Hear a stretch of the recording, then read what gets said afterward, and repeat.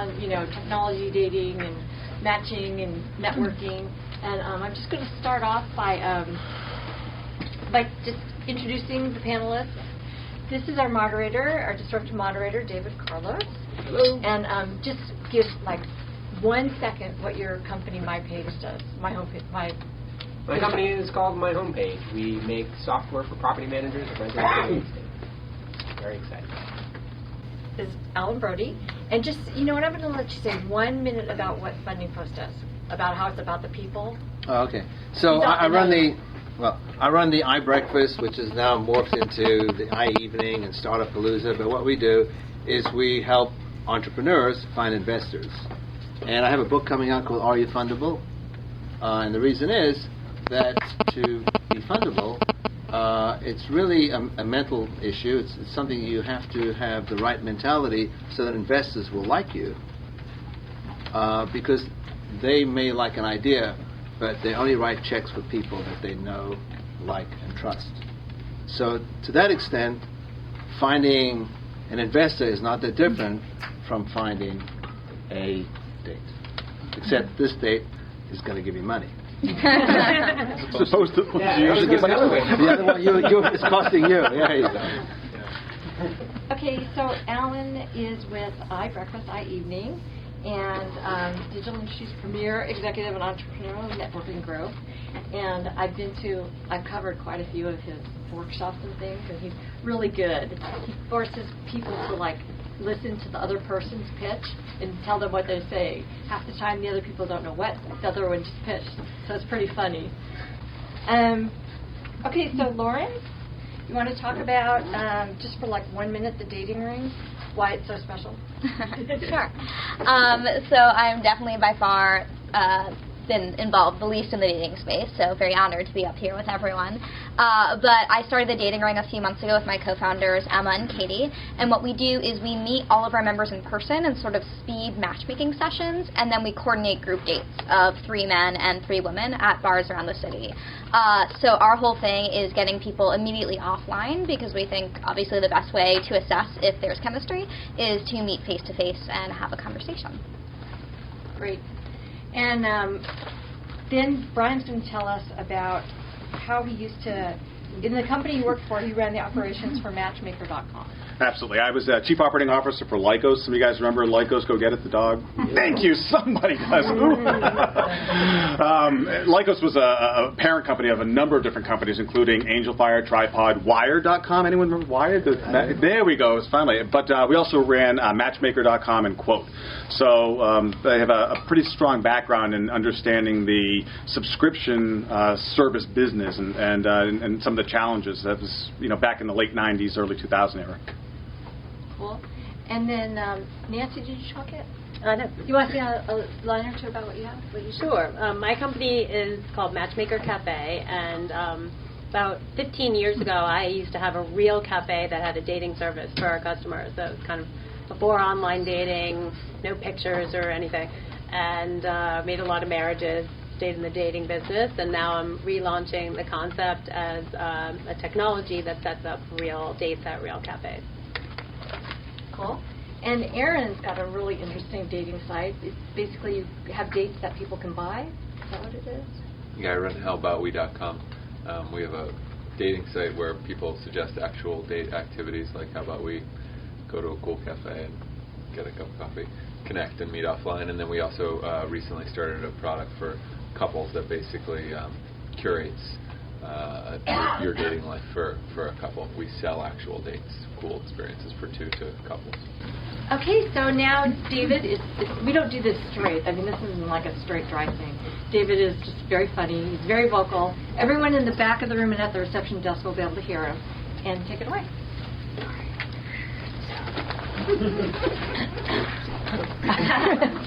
So, welcome everybody. We're going to have a lot of fun tonight. Dating obviously opens room for plenty of double, triple, and quadruple entendres. So we'll see if we can set a record for how many ways we can relate to things that are phallic or yonic. Does anybody know what the word yonic means? Yes. That's very impressive. Tell us. It's phallic would be for the male gender, and yonic is for the female gender. That is right. Hot tubs are yonic. So that being said, let's start. I'm going to go right down the line. We want to start off with humor, funny, something that's happened in your business that has just been hilarious. Sorry, me? Yes. All right. Well, this summer I launched a cafe kiosk in outdoor space as a way to kind of test out the concept in the real world. And we opened on Wall Street in the middle of the heat wave in July this summer. And so I was out there in my bikini top, and I pretty much was selling coffee, setting up dates, and I guess that's not the funny part yet, but had to be there.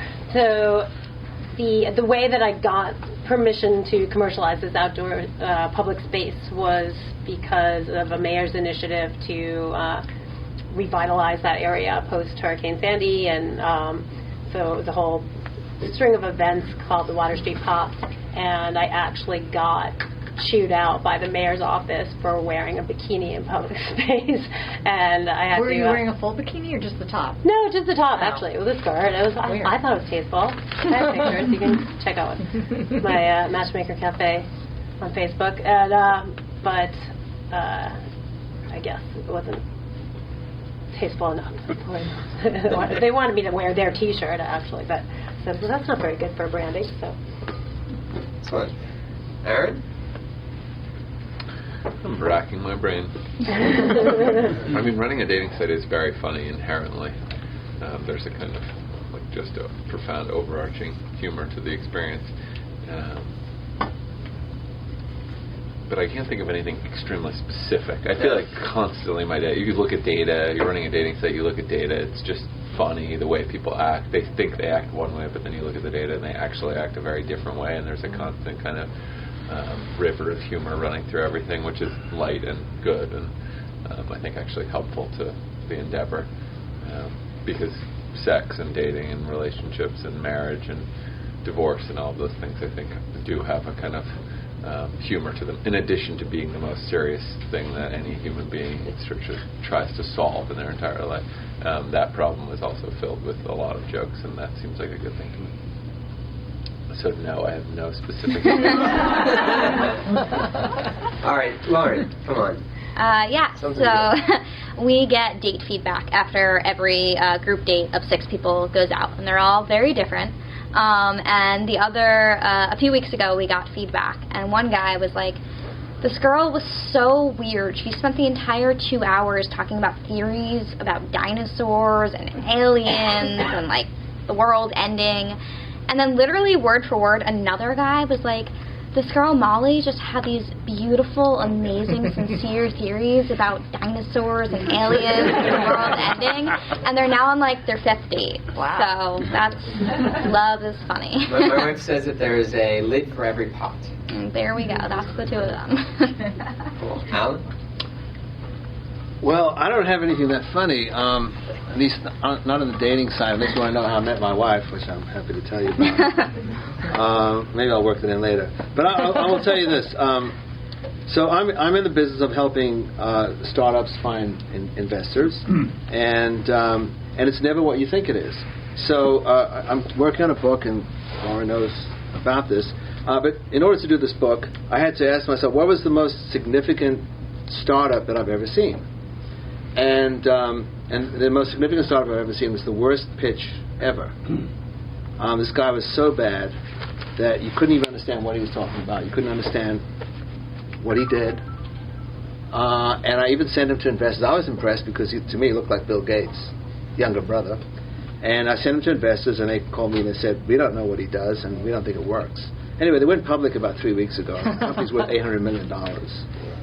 So I don't know who's laughing, but it's not the investors. And I think that it just goes to show that, with reference to your dinosaurs and aliens, if somebody is sincere and they really, believe in what they're doing and they're not completely insane, the chances are that they will succeed, as opposed to somebody just following the rule book. Didn't you say that was a violin story? It was called Violin Memory Systems. But no violence was intended. So, there it is. Brian, you got something good for us? Yeah, mine's simple. I got pants by a leprechaun in front of 35 million people. Is that true? No, that's true. I work for World Wrestling Entertainment, and I ran digital media for them. And it was a Monday Night Raw, and I was at the show, and the actor who was supposed to play a character didn't show up. And Vince came up to me and said, "Brian, I need you to do me a favor." What, Vince? The actor didn't show up. You mind doing this? I'm like, "No, not at all. What do I have to do?" "Here's a script." So I ended up on stage, and Leprechaun pulled my pants down and beat the tar out of me, middle of the ring, dragged me off, and sent me home. So I'm like, it's probably the funniest and most embarrassing thing that's ever happened to me. Is World Wrestling real? I never knew it was scripted. Okay, so let's be fair. I thought the leprechaun was one of the opponents, and it just... Well, you know, when they tell me they wanted me in the ring, I figured I'm going to get John Cena or Batista, but no, I got the Leprechaun. You know, he had magic powers. Your pants are easy to come off. Well, it's a dating story, I guess, more than anything else. He had magic powers, but no, it's real. They're genuine human beings. You can touch them, but it is. I'll never say it's scripted. There's a camera on. It's all right. The only thing worse than is real wrestling. It's anyway. So let me ask the audience question. How many people have used an online dating service of some sort?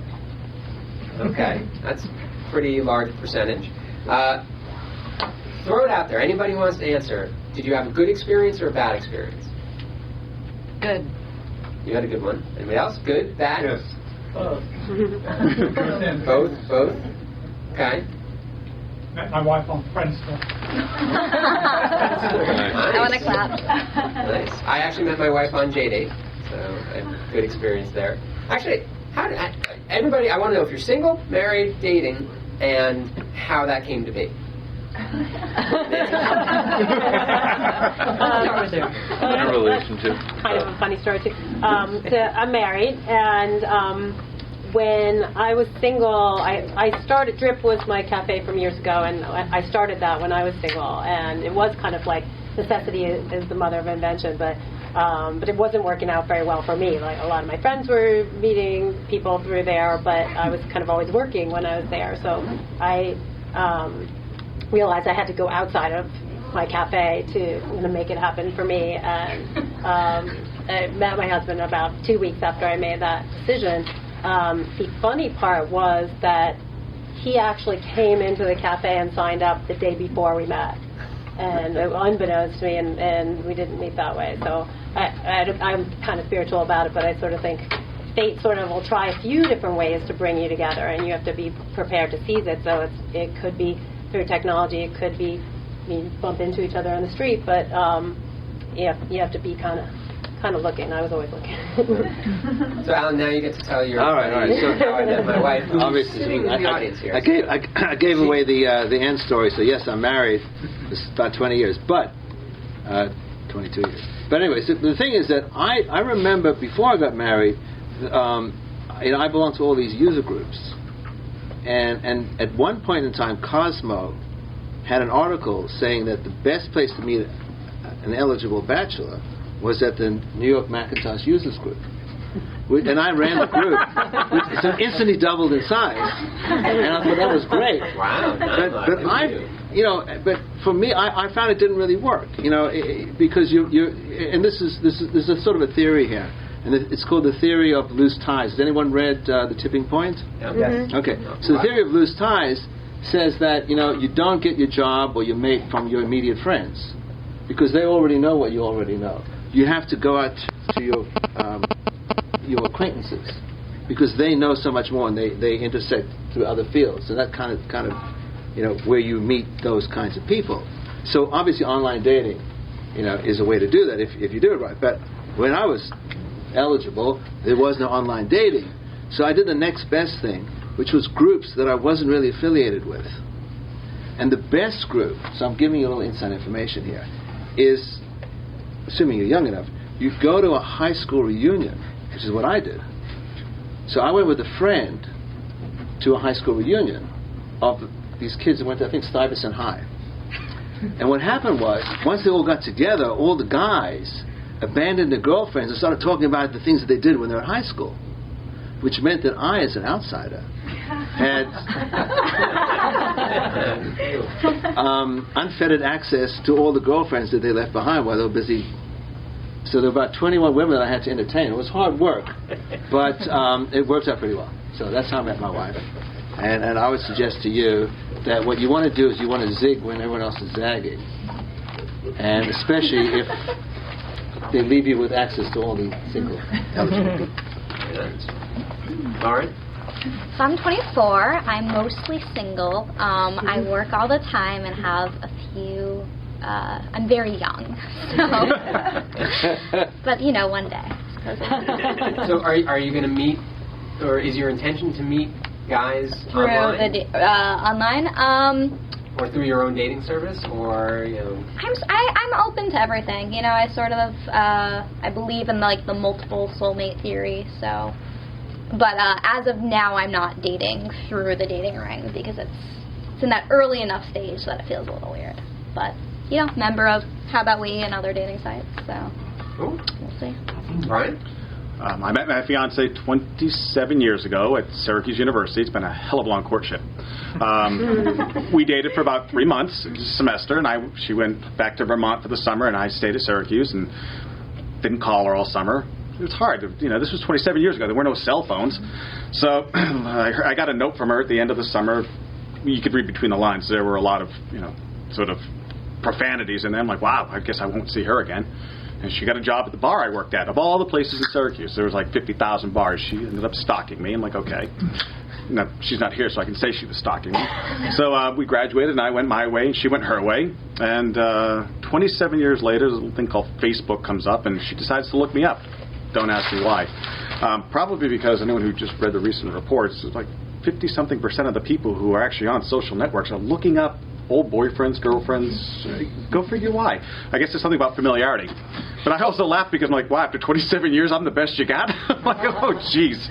So that was about 6 years ago, and she was in Charlotte, and we spent 3 or 4 years just, I always knew she had a boyfriend because I stopped hearing from her. When she didn't, I would start getting texts again and emails. I'm like, okay. And a couple years later, I wasn't seeing anybody. She wasn't. I sent her an airline ticket, and we had dinner in New York. And she moved up here, a year ago, and now we're engaged. Wow. So, very nice. Yep. So it's kind of old school meets new school. Well, I think there's something about the concept of familiarity in dating that, eventually we'll probably get to that, but I think that's one of the big... It's one of the things that's lost sometimes in the online dating, and it's one of the things that becomes real important as you start to find someone that you actually want to really settle with. And how do you get that familiarity? Sure. Great. Aaron? I met my girlfriend at a tech event. Nice. Now, was it really totally offline, like you were at the event and you met and everything happened just from an in-person meeting, or did you, Facebook stalk her afterwards and, start sending her tweets of yourself naked? The latter. Okay. It was mostly just an offline kind of experience. Although we did quickly, early in our relationship, we texted a lot, and I think, in terms of the power of technology and creating connection, I think it was a very specific way of talking early in the relationship, and was awesome and helpful and continues to be central to how we talk to each other. I think we text in a pretty specific way, a lot of photos, very sort of multimedia way of talking, and not that kind of photo necessarily. But So transition that into the business. What got you to say online dating is where I want to make my play? So my best friend and I started HowAboutWe.com. We had no business background whatsoever, and actually very little online dating background. My partner had tried online dating a little bit and found it kind of dehumanizing and difficult, and I had projected that onto it and therefore avoided it. And I think we both approached it with this sense that there was just this huge opportunity. The internet was this incredibly powerful tool that was being built very rapidly that obviously should facilitate answering the most important question that many people have at the moment in their life when they have that question. And it was doing a mediocre job at best. The experience, first of all, 2/3 of people who potentially could have used that experience weren't using it, so the market penetration was low. Secondly, the experience most people had was disheartening, made them feel bad about themselves. It was frequently unsuccessful, and yet it was successful for some, and so there was this obvious potential there. And so it seemed like there could be a different kind of dating site, one that would solve a lot of the problems inherent in online dating. And honestly, I've been thinking about this because we're designing a second dating product right now, and I didn't really understand that much about the problems then. The one thing I really got was that the process of messaging endlessly online rather than getting offline quickly, which is now like the way that people talk about online dating, but when we created How About We was not at all how people talked about online dating, that solving that one problem would do a lot to alleviate the challenges with the existing sites. So we had this one insight, and honestly it happened very sort of just like, hey, what if there was an online dating site that involved actually proposing date ideas, suggesting what you wanted to do rather than it being a pure profile-based experience. And as soon as we had that idea, it was like, oh, that solves one of the core problems with online dating. Let's build a site around that. And so we actually had a bunch of other ideas too for adjacent different kinds of businesses, but that was by far our most simple, doable, and least grandiose idea. And so we just went for it and learned how to, partially learned how to create a business in the process of building How About We. Was that your first startup, or? Yeah, no. I didn't know what HTML was. I mean, we knew nothing. We'd never raised money. I don't think I even worked at a business before. How about we? But we learned on the job. Did you raise money, or? Yeah, we've raised about a little under $25 million so far. Wow, that's a little bit of money. Yeah. Well, it was in stages. Not in one big shot. You're like, how do you do that? I was like, I have this idea, and somebody was like, done. So yeah. That's one of the biggest challenges, I think, that people starting businesses and learning about technology-based businesses. And, we talk about disrupting. One of the things that is kind of meta. You're trying to disrupt the process of starting a company, right? With new technologies, new ways of coming up with ideas, whether they're related to dating or any vertical, and figuring out how to kind of hack that system in order to raise money, convince investors, do the dating game with the people who have the money in order to be able to fund the company. Yeah, although I think in the same way that if you can't navigate the dating game, well, maybe that metaphor's wrong, but I think if you can't raise money for your business, it could be that you're just doing a really bad job raising money. I think that is possible. I think that's very possible, but I think it's also possible that you shouldn't raise money for it, that it's actually a bad idea, or that you're going to spend a lot of time and maybe learn a lot from it, but not actually create value, and that the open market of the investment community does a decent job of figuring out what has at least a chance of succeeding. Right. There are many counterexamples to this. I think Airbnb is probably the most obvious current one, where it took them years to raise money, and now they're a tremendously successful startup. But for the most part, I think if you're really struggling to raise money, at least one part of you should be thinking, is this because I actually shouldn't be able to build this idea because it's going to create no value? And that's a healthy, I think, self-reflection. What's that? How do you make money? My company? Yeah.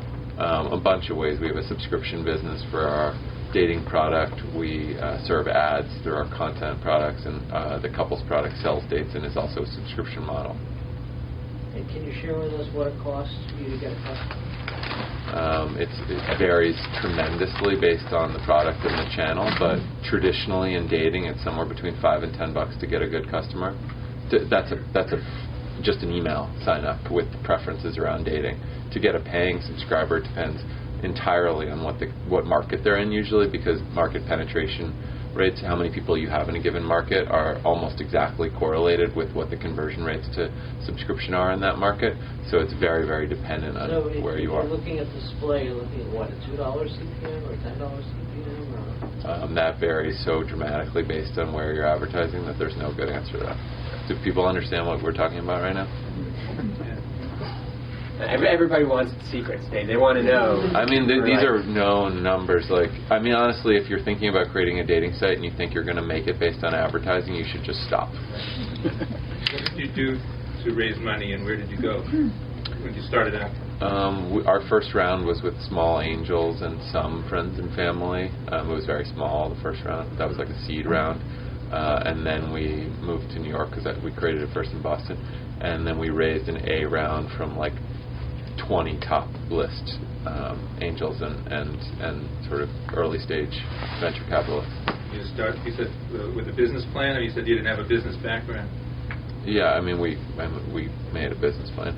We actually didn't make a business plan. We made a deck. Nobody ever makes business plans anymore. You should not make a business plan. But the seed round was basically on a deck and kind of a mock-up of the idea. But it was really just the idea. And then our A round, we were live in New York, and we had a number of users, and it was real already. I mean, it was kind of real. So, Alan, you look like you've got... I see the hamster running, like the wheels. Yeah, I mean, all I can say is if you raise $25 million on a dating site, that says a lot about the site, dating. So obviously, dating is an eternal quest, and I can say that with confidence because my mother-in-law found her current boyfriend through a dating site, and she's not exactly a spring chicken. What site? Through which website? Well, she went through a bunch of them, and so apparently there's a whole cycle of there's high subscription, and then she wound up. It wasn't JDate, it was Match.com. There you go. Give it a plug for your alma mater. Actually, I'm Matchmaker, but thanks. And I'm fascinated about how the quest for a partner never ends. Don't tell that my girlfriend. But that's a big problem with the space because churn is so high. Churn is high. Well, how do you deal with the fact that if you have success? But let me ask you. No, but I mean, by all means, the big question is to get $25 million on a startup. What did you have to say to whom to raise that kind of money? Well, we raised like under $500,000 at the beginning, and then we had like a number of users and really interesting early metrics, and then we raised like 3, and then we had grown that, proven the story out, had a really big idea around couples and raised 15, and then we had great traction on all of our products and raised another 4. I mean, it was sequential and based on attainment, right. Like based on success of the product. But the kicker was a combination always of story that was told very well and attainment. Right. But what he did with his story, he built it past the date, right? Because technically, once you have success, you lose your customer if you don't have a recurring revenue stream.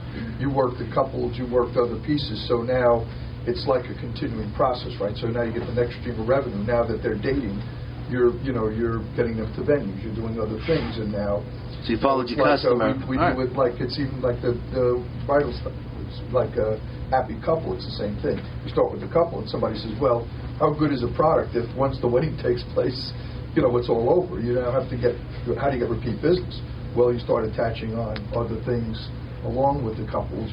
Things you can share and so on. It creates recurring revenue, because that's the biggest problem with things that have an end result is that financiers don't like the fact that you don't have a recurring revenue thing. Right? Well, the financiers have a name for this. They actually have a name for this. It's called the hooker problem. Right.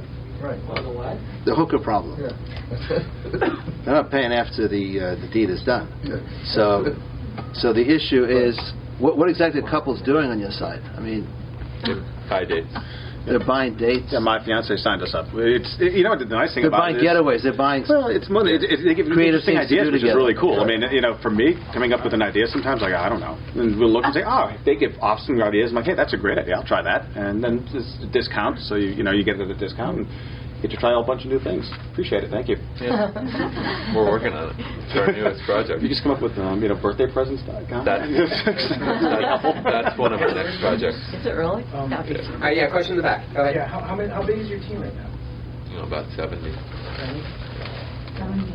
Now, like just the distribution between technology, sales, and operations? It's approximately half and half. Okay. What's your current user base, and what was the growth trajectory? Like, was there at one point, like, the inflection point where we take over? Word of mouth was... I'll save you in 1 minute. because I'm very interested in all this as well. I mean, I'm happy for your question. You can, I just want to if there's too much detail going on, we can. We'll let people. No, I don't care about that. afterwards. That's not what I cared about. It's just like I want to make sure everybody talks. Yes. Well, thank you. All right, say it again. Just inflection points, user base. What was the other piece? Oh, so user base inflection point at which word of mouth took over, just versus. Never is the answer to that question. Interesting. Just wondering about your market strategy. We have about 2 million users, approximately. We add about 100,000 users a month. There has never been an inflection point, I would say, is the truth. We've had step graph, if you look closely, and if you look from far away, it's slightly exponential growth for a long time. The dating business, if you want to grow exponentially, you will kill the quality of your user base. That's just like a law of nature, and the quality of your user base matters hugely if you're running a subscription dating product. If you're running a free dating product, like if you're Tinder, you want like, but it's very different if you're trying to make like $100 plus LTVs on users, like a subscription. And but we did hit a lot of step graph moments that were fueled by new product releases, early on major PR moments, although that stops mattering, and releasing on new platforms. Mobile is now the very center of the business. It wasn't at the beginning. And on the couples product, which is growing much, much faster than the dating product ever grew, every new city has been like another step up. So something like that. All right, so we've heard awesome successes. What are some of the challenges? Because there's lots of challenges that people face in startups. So like Nancy, tell us something that you came up across. I mean, I know you've gone through a couple of iterations. Mm-hmm. What has been the thing that's let you get through each of those challenges? Is it the fact that you're just so passionate about dating in general and bringing people together? Is it that you're into business? It's like, what's your motivation? How do you solve these problems continuously? I'm just relentless. I don't give up, and if for whatever reason, my husband asked the same question. Sure he does. There's more of a negative spin to it. When are you going to stop doing this? But I mean, I think one of the biggest challenges that's still a challenge for us, in that we're a much smaller company than Aaron's, is that this is a business that's all about critical mass. So that, especially when it's a technology-related thing, if you're talking about a small service matchmaker kind of business, it's a different story. But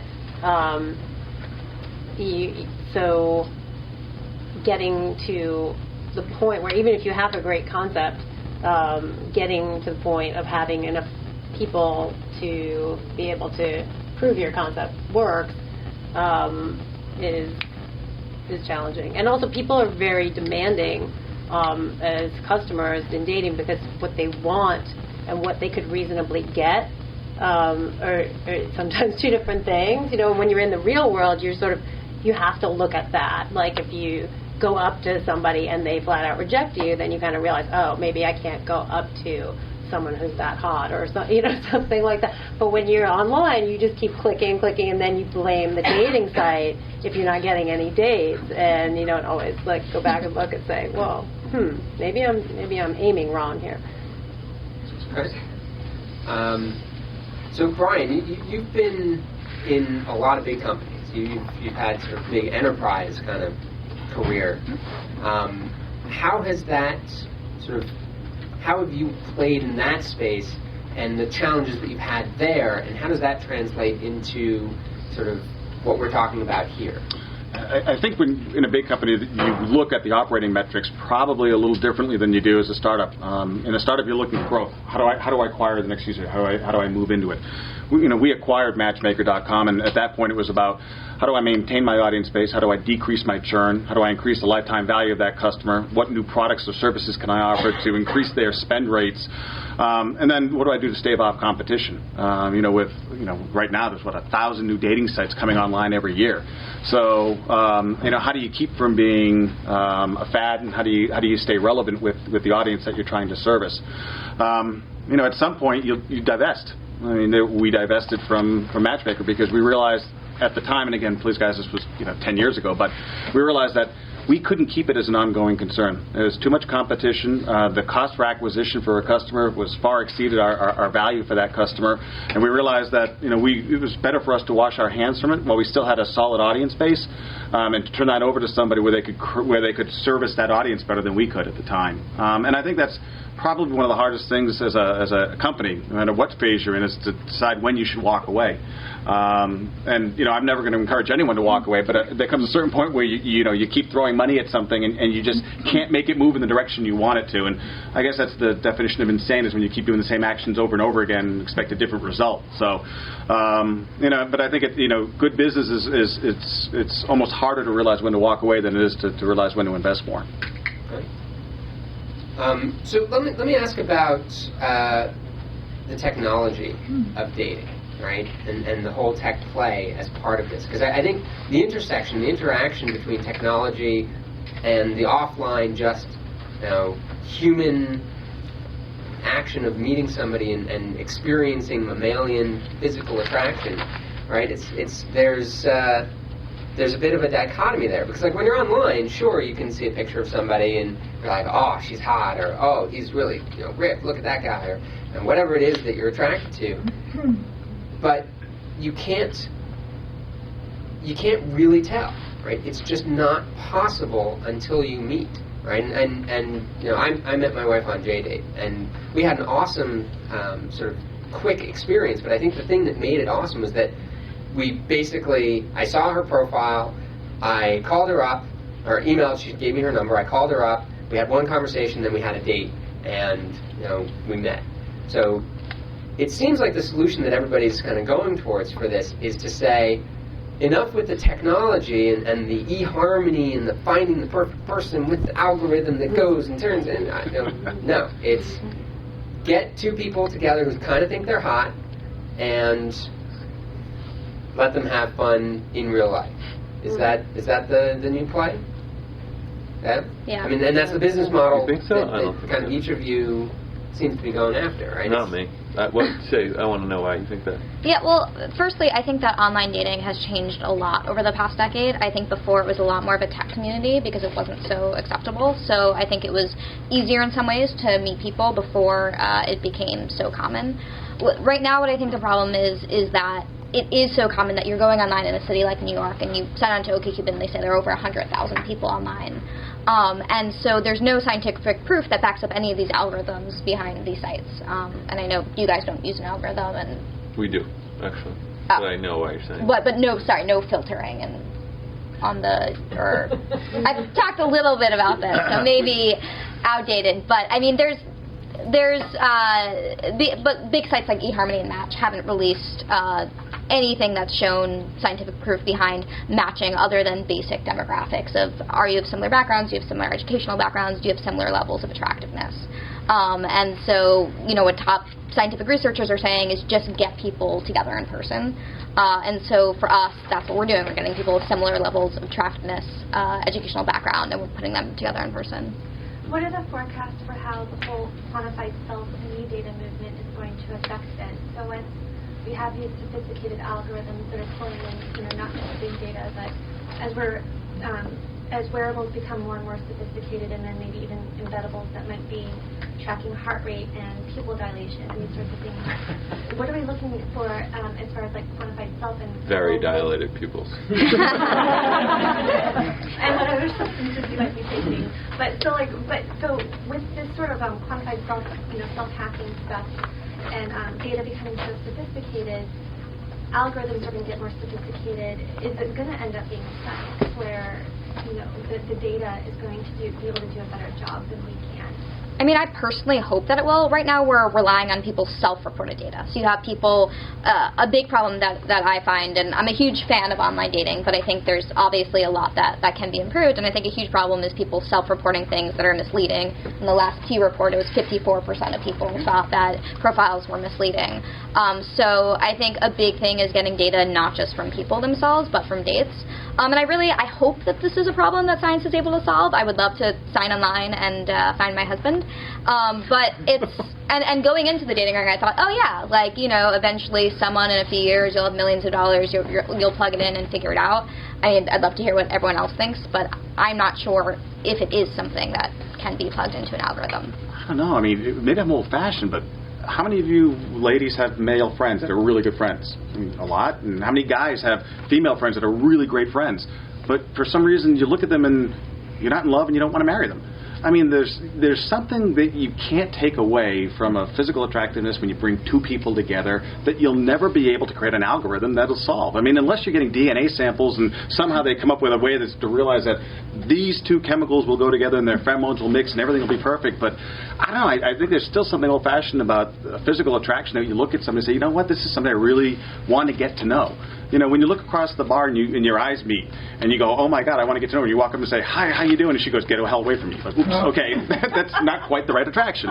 But when she says, oh my God, it's so nice to talk to you, there's something about that you know is unique. And then from there you get to figure out if you're going to like each other or not. I think these algorithms are great at determining who can be friends, who has similar interests, you know, who you'd actually have a great conversation with.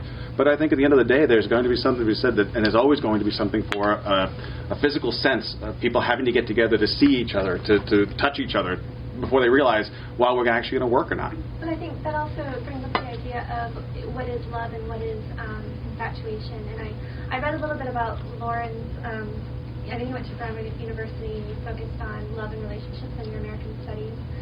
Is it a chemical reaction? And I mean, there's been studies that have shown, you know, how long does infatuation typically wear off if it doesn't deepen into a different kind of a relationship. The whole in-love feeling doesn't last. I mean, there might be synthetics or ways to manipulate this sort of chemical reactions in the future as well. Now, I'm not saying that this is a great idea. I'm just saying as far as where technology and science is going. I think it's called MDMA. So I was going to say love potion number 9. You know what? I'm going to give a slightly different perspective, and it's something that we stumbled upon in the early days of doing the iBreakfast when we were bringing investors together with startups, and we had this event where we put a bunch of people in teams together, and we said, hey, if we gave you $50 million, what would you do? And then we had everyone would come up with these business plans, and then we'd judge them, and it would just be for fun. Well, one of the teams actually started a real business, and they got Whoopi Goldberg came on board and put some money in based out of this little game, and the company was called Flues. It lasted about 3 years, and then some Russian hackers put it to bed. But the point is that the experience of working together, two people in this group found that they had an idea and they got along, and that grew into this business. And so my point is, in research they have this thing called a thematic apperception test, where they ask people to project what they see in a bunch of images. And my point is that the best way to find out how people get along is to put them in a place where they do something together. And that's when they figure out who really works with each other. And from the perspective of the startup world, I can tell you the petri dish of where this really occurs on a consistent, astonishing basis is in Israel. I mean, Israel has been called the startup nation. And you go, well, why would so many startups come out of Israel? Is the Bible there? And in fact, in China, the biggest selling books, a big selling series of business books are called the Talmudic Code. The Chinese think it's in the Talmud, but it turns out it's in the army. They take young people and they put them in the army together, and they put them in these teams, and they do stuff together. And all I can say is, if you've been programming while someone's been shooting at you, then whatever you get out of that, the guys with you at that time, you're going to trust for an awful long time.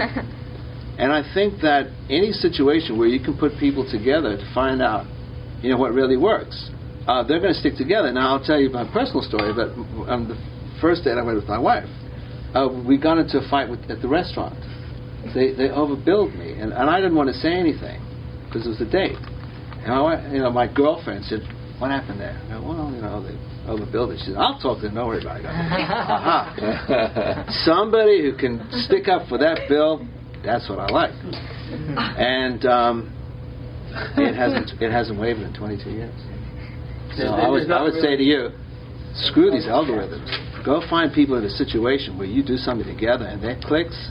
that's a touchstone. That's the real deal. Well, especially dealing with conflict, money, and travel, and you had 2 out of 3 in your first date. So. That happens to be something that is of interest in my life. I mean, other people may have a spiritual quest, and they're going to find somebody who connects on the spiritual level. Could be anything, but that's the reality of people's relationship, is that they can connect to the point where they're on the same plan. They're working together. I agree with you, and I think that if you put that same game on a Facebook chat or whatever, it wouldn't go anywhere. It would be like a fun little conversation that a lot of people would click but it's not. I agree, it's not the same. And I think with dating, the technology can have almost like I agree that I don't think the algorithm thing will ever completely work for dating, because technology can actually be very isolating and have the opposite effect on people's dating lives, where you might feel like you're out there and you're dating because you're clicking through online profiles and deciding, no, I don't want to meet this person, no, I'm not going to write to that person because they have this thing wrong and that thing wrong with them. And it actually sort of makes you more withdrawn from social experience. And I think there's nothing like getting out there and really interacting too. I think statistically, we know that certain groups would go together. I mean, people married have similar backgrounds or similar educational levels, but that doesn't tell you about who those people are and how they actually engage at the soul level, if you will. So I think that Well, there's one other thing missing too, which is you're asking people to talk about themselves. What was interesting in the recent P report was that 54% of the people who were using dating sites said that they had at least had one date where they felt misled by the profile of the person who was matched with them. Why? Because I'm not looking there saying, I'm really kind of ugly, and I'm not as good a shape as I used to be, and I kind of have bad hair, but that's okay.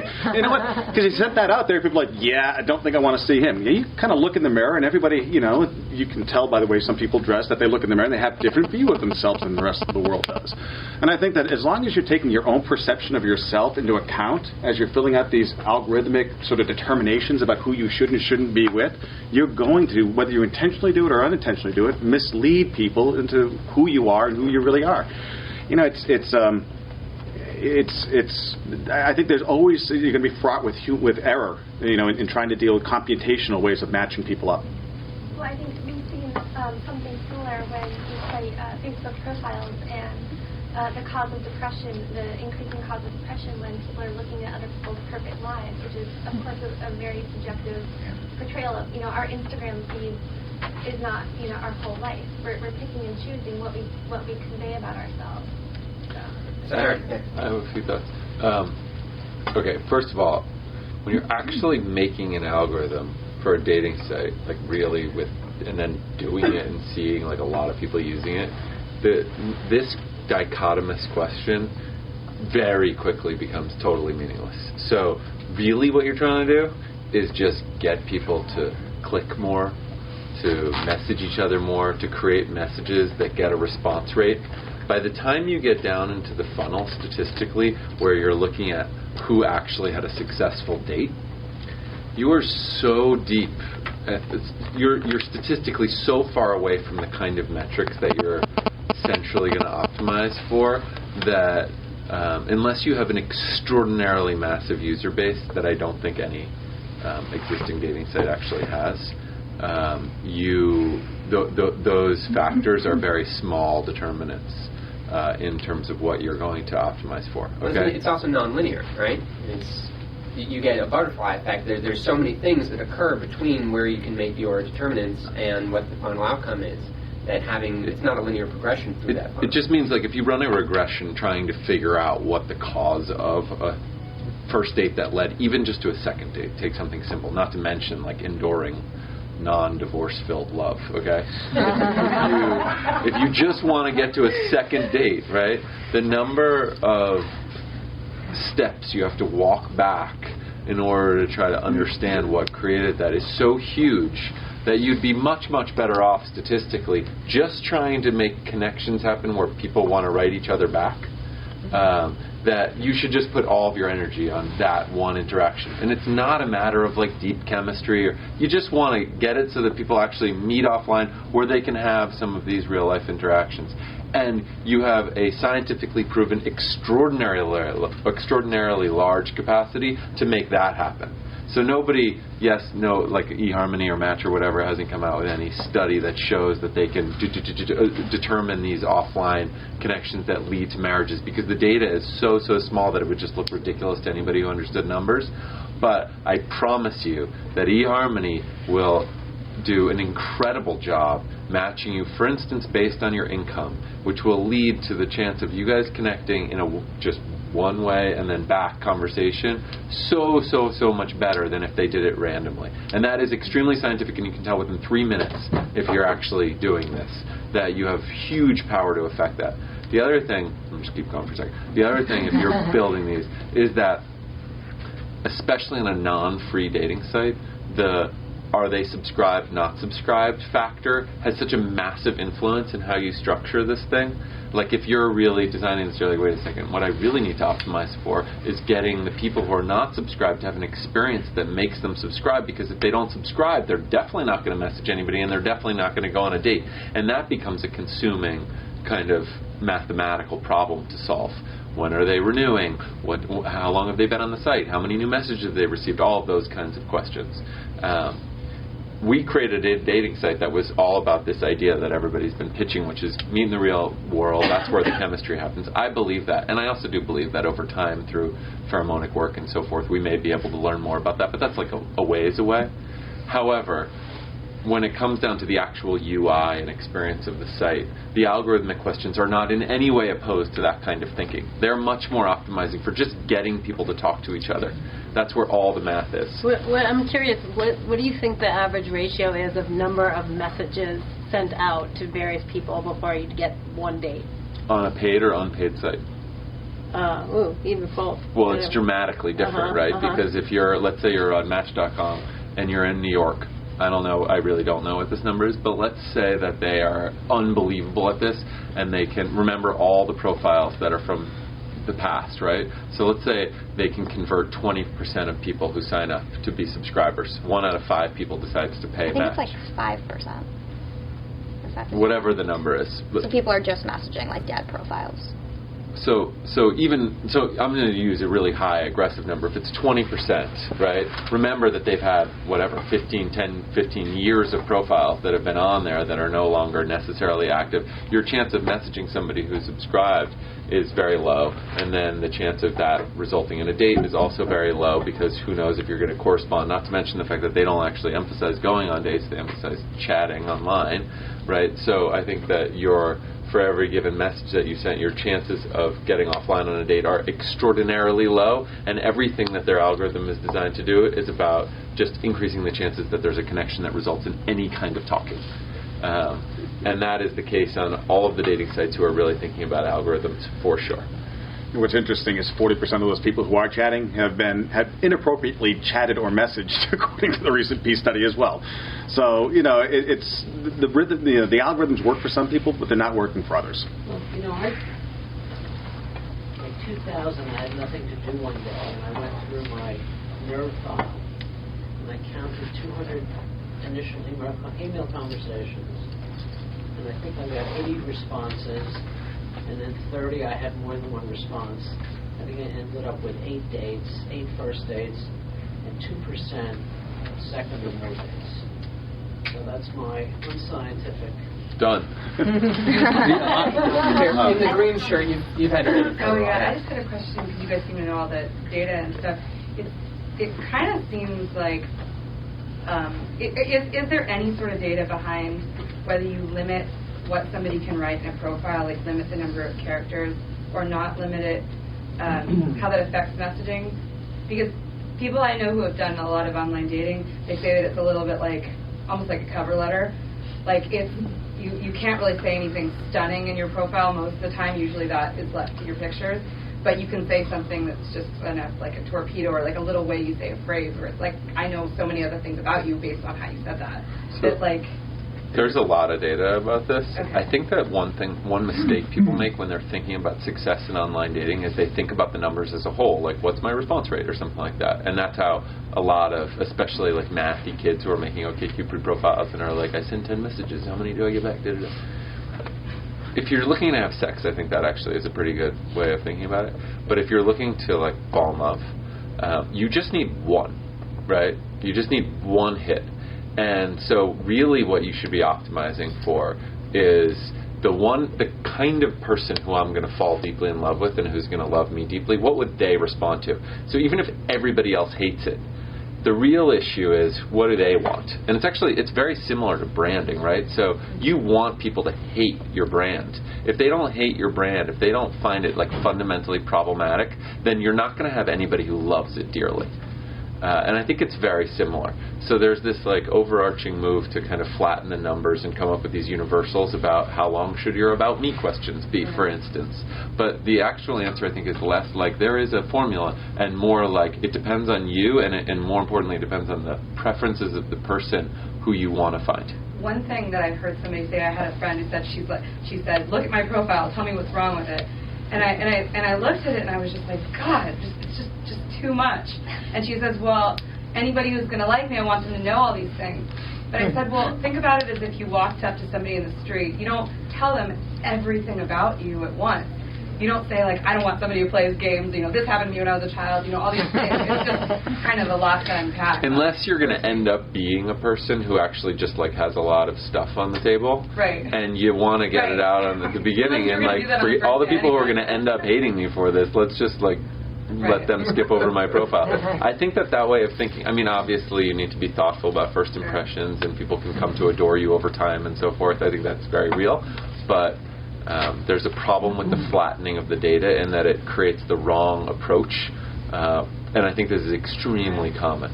People don't make radical profiles, but you should have a profile that's like strongly you and not worry about all the people who don't like you. Who cares about them? You want to worry about the people who are going to love you. But also, the thing you just said about, like, it's a good litmus test about would you do this in the real world, because I think people also fall into the trap of, like, when they're doing online dating, emailing, they go into, like, online dating speak, like, oh, I really enjoyed reading your profile, I love travel too, and, check out my profile, let me know what you think. It's like you would never talk like that if you were meeting someone at a bar. So if you just kind of jump into conversation, like in a playful way, it usually plays. All right, so I have a really important question that goes to the fundamental difference between how men and women go after their mates, right? Mm-hmm. Because men tend to go after the most physically attractive woman they can. Like straight men. If we were just in a room, right? Straight men. It's important. Okay. I'm talking for straight men at the moment. We can address other sexual orientations because that's a very interesting point. But straight men, straight women, right now. Women tend not to respond in the same way or to hunt in the same way.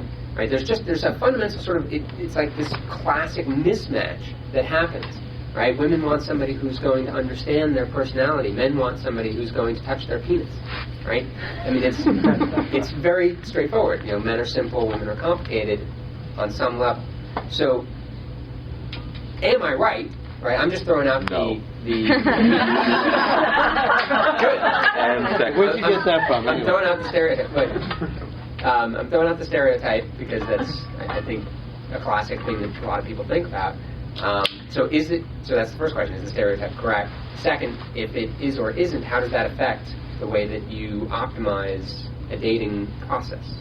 The thing that does fall along gender lines, I think, though, is that women tend to want the guy to make the first move and the guy to be the pursuer. And I give a lot of coaching advice to women because I have a dating coaching practice, and I tell them that they should not be shy about being the first one to reach out, because you actually get better people if you're going after what you want. But what tends to fall along gender lines is that women want the men to do the initiating, and men like to be the pursuers. So that I think that part of the rule kind of holds true. But I think when it comes to online dating, when all you're seeing is pictures and profiles, women get a lot more superficial than they might be normally, in the real world, because it's like, then you get this whole sort of roster, you might as well go after.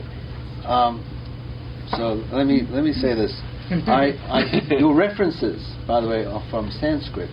So if anybody has read the Kama Sutra, they will know exactly what you're talking about. But you're probably right superficially. So I just want to, some of you don't know about me, but once upon a time I studied handwriting analysis. And turns out it's a really interesting art. And it's not at all what you think it is. So, for example, and it's very scientific. There are 3,000 differentiators in handwriting. And it's not handwriting, it's brain writing. So people who have lost the use of their hands in an accident, you could put a pencil in their mouths and they'll write pretty much the same way that they wrote when they had hands. So what it reveals about people is quite interesting. And I'm surprised that no one in the dating business hasn't used this, because what attracts people at the beginning has nothing to do with what they're going to experience over the years. And that's probably why you have a high divorce rate, because, sure, I mean, what guy wouldn't want the prettiest girl in the room? What girl wouldn't want the guy who's going to provide them with the best house and security? But that doesn't mean to say that their personalities are compatible. Just to give you some examples, one of the things that we found out when we studied this, we looked at hundreds and hundreds of handwriting analyses, and I should point out to you that this is very accepted science in Europe. It's considered mumbo jumbo in this country. But for example, successful policemen, you would think, are macho and aggressive, and it turns out they make very bad policemen. If you were analyzing handwriting for hiring police officers, and you saw those signs on a handwriting, you wouldn't want to hire that cop, because he's going to get you into trouble, unless you have a ninja force that storms drug departments or something. Fine, but you wouldn't want that. You want somebody who's actually quite submissive, actually, interestingly enough. So I would say that the long-term predictors of people's compatibility actually runs deeper. And so dating sites is one thing, but what makes people have successful married relationships actually is something quite different. And I think that the factors that the sites are using are probably not motivated to go to that level, because, as you point out, you want a subscriber who pays for lots of dates or whatever. So I think that I don't know how you would write an algorithm to read people's real personalities, but believe me, their long-term relationships are based on two people, completing their needs, and that's just not going to go away. Yeah, I think there are a lot of misperceptions about gender and online dating, which has led to there not really being better products and services offered. Most popular dating services are run by men, and men are great and a part of that equation.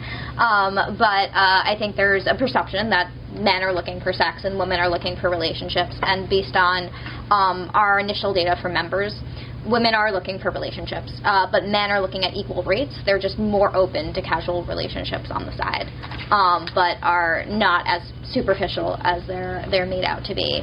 And I think that online dating definitely, I mean, the numbers show it's skewed towards men. It's a service, especially because of the visual quality. Men are, shown to be more visual, not overall, but more visual than women. So I think it's a service that men tend to like a lot more than women, especially because women face a lot more harassment online, things like that. So I think overall, I mean, obviously you pose the question to be controversial, but I think the real data is a lot different from what people think it is. And in terms of apps like Tinder being popular, I think that they serve to get people offline quicker, and it's not just that everyone is looking for sex. I think people settle for more of the hookup culture that Tinder provides, really because they'd rather have that than nothing else. Okay, so people who haven't had a chance, so yes. Me? Yes, you. Do it. I want to hear something about technology. Got a few notes.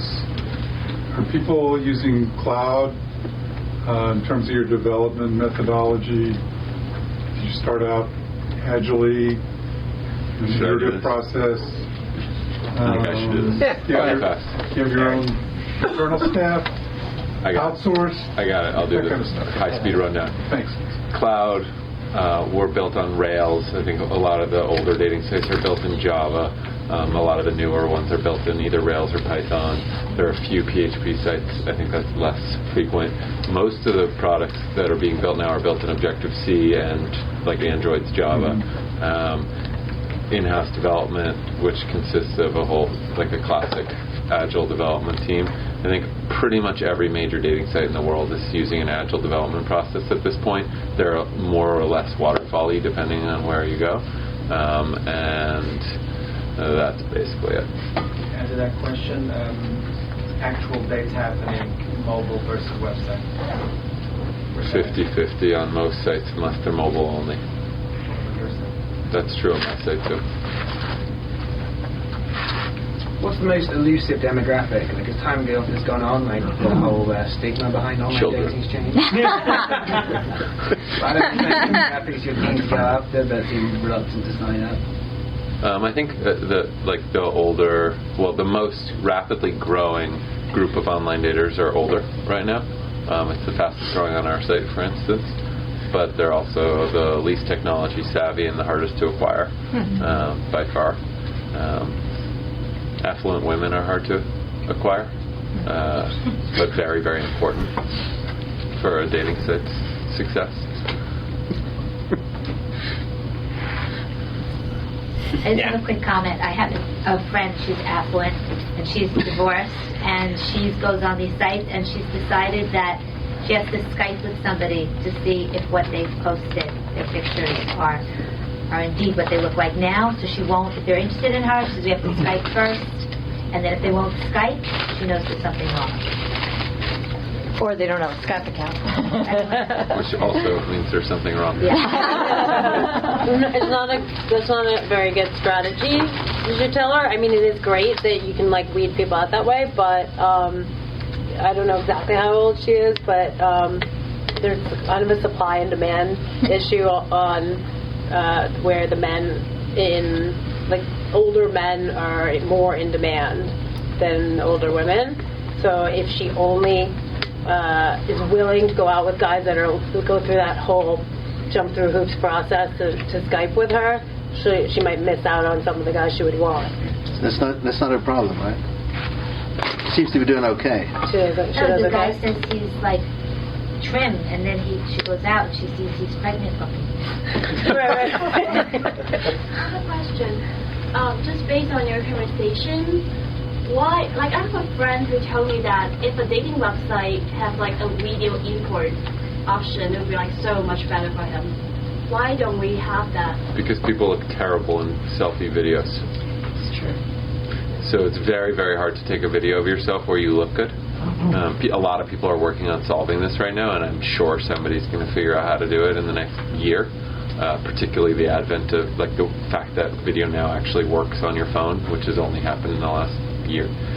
But it's really, really hard to create a video that doesn't make you look sleazy and weird and off. That and the actual technology of making video fast on your phone are the two biggest factors, and many people are working on this right now. What's the? Sorry, go ahead. No, go. Oh, I already asked. Okay. What's the future of online dating? Like, do you think it's gonna gravitate toward more of the Tinder, Hinge, like mobile based, or do you think that Match and How About We will have a big space to play? My own personal belief is that applications built where people are already nesting is going to be the future. I think that one of the biggest challenges is acquiring an audience, as you know, and it's probably the biggest expense. First, I think the perfect cocktail of Tinder, Facebook, and then what should we do, or Groupon or whatever, where you get a sense with a lot of safety as to what this person is, and you can meet in groups where you're safe. So a concept where you can meet, and then applications that allow people to meet in safe environments where they're not giving away personal information, where they're not exposing where their home is, their home address is, where they're not giving away their email addresses. The ability to then learn about somebody through a Facebook type application where they're also nesting, where you can again do it in a way where you're choosing choosing what you want to let out in your profile, and then the opportunity to find great ways to date, great things to do as a couple. And I look at that, and if you can do that and build those applications on a base where an audience already exists, where you've got millions and millions of people already congregating, for me, it's a perfect recipe. I think we have time for one more question, and you never did get a chance to. Me? Yeah. Oh, yeah. It's a pretty simple question. I was curious to know from, more at you because you have the large user base already. What does your user base look like internationally? Is the majority of people here in America, or do you have? It's almost all in the U.S. We're actually about to launch internationally and to translate in 15 languages this week. Wow. But right now it's under 10%. And what does the scene look like internationally? I know that online dating is big here in America, but it's big. is it taking off in? Well, there are 2,500 Brazil? U.S. sites 2,500 dating sites in the U.S. and 8,000 globally. So there's a massive international distribution of dating sites. There was actually a site called Step Out that started as a New York startup. That was like kind of a group dating situation before Grouper and a long time ago. And none of the founders were Indian or anything, but for whatever reason it started taking off in India, and then they became it's a cultural thing. But the group date was very. You can't have a date without a chaperone. You can come up and ask questions, and also a lot of these people are going to the bar. Yeah, I just want to make this little comment. That's demographics, and that, as you probably know, the women here know that they outnumber the men by about 55 to 45%, and it gets worse as they get older. So I think to have a little perspective here, China has 50 cities the size of Houston with single men. You get that? There are 50 cities the size of Houston in China. If you took all the single men in China, put them in cities, they would occupy 50 cities the size of Houston. Excuse me? 30 million, 30-year-olds. 50 Houston's enough for me. I don't know what the population is. So I'm saying that your long-term quest is to solve this imbalance. Well, thanks, you guys. Thank you. Thank you.